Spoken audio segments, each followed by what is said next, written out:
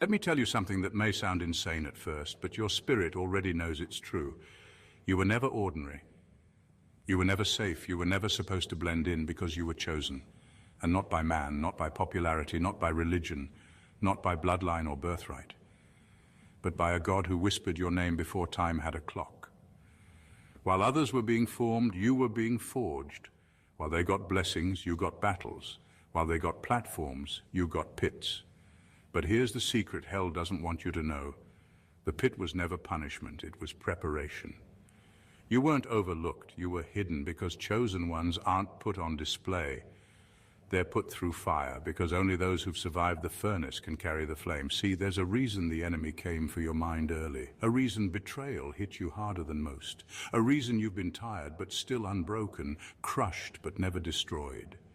Because there's something embedded in you that hell can't delete, a divine code that screams, untouchable, you were sealed. Before you ever lifted a prayer, before you ever fasted, before you ever repented, he sealed you with something hell can't reverse, an unbreakable assignment. And that's why the top demon himself can't touch you. He doesn't just see your wounds, he sees what you carry. That's why the attacks were never random. That's why the rejection wasn't a coincidence. That's why isolation became your best friend, because God wasn't punishing you. He was protecting what hasn't even been released yet. You're not under attack because you're weak. You're under attack because you're loaded. You're not just a person, you're a prophecy in progress. So now the question is, will you believe what life has said about you, or will you step into what heaven already knows? Because when God seals a destiny, it doesn't matter how hard hell hisses. The chosen cannot be cursed, the sealed cannot be touched, and the one who walks with fire cannot be burned. Stay right here, because by the time you reach the end of this message, you'll understand why even the highest-ranking demon backed off when he saw you coming. Number one, you're not just protected, you're off limits. You're not just protected, you're off limits. There's a difference. Protection means something is guarding you, but being off limits means even if the enemy gets close, he still can't touch you. There's a line drawn around your life, and it's not written in chalk, it's carved in divine authority. God didn't just say, I'll keep them safe. He said, don't touch this one. That's a command, not a suggestion. And when God speaks, the spiritual realm obeys. Even hell knows better than to cross a line God himself has set. That's why the attacks you've faced never did what they were supposed to do. You've been hit, yes, wounded, yes, but never destroyed, never taken out.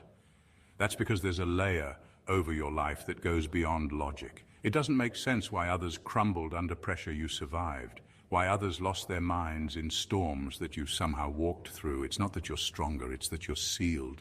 See, the enemy studies people.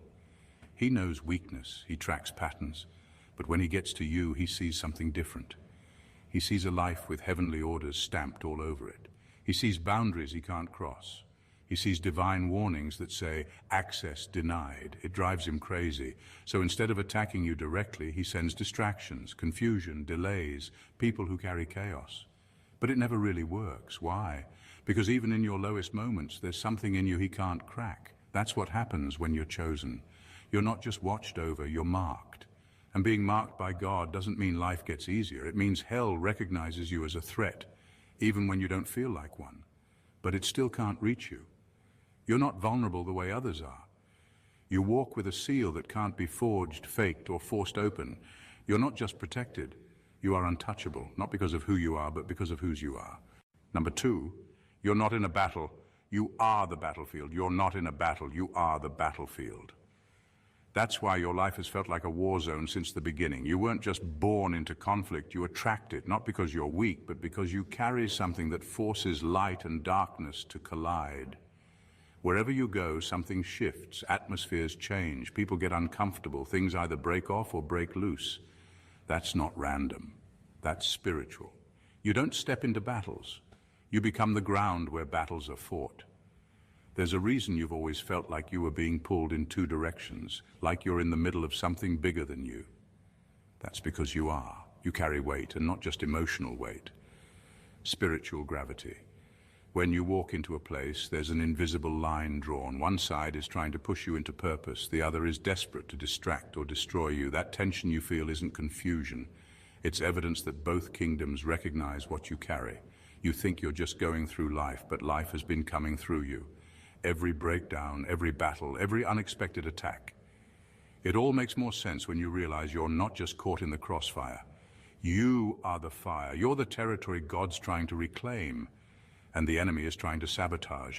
That's why you wrestle with heaviness that others don't feel. That's why people are drawn to your light, but also try to dim it. You've been wondering why peace seems temporary, and rest always gets interrupted. It's because your very existence is disruptive to darkness. You carry clarity that breaks confusion.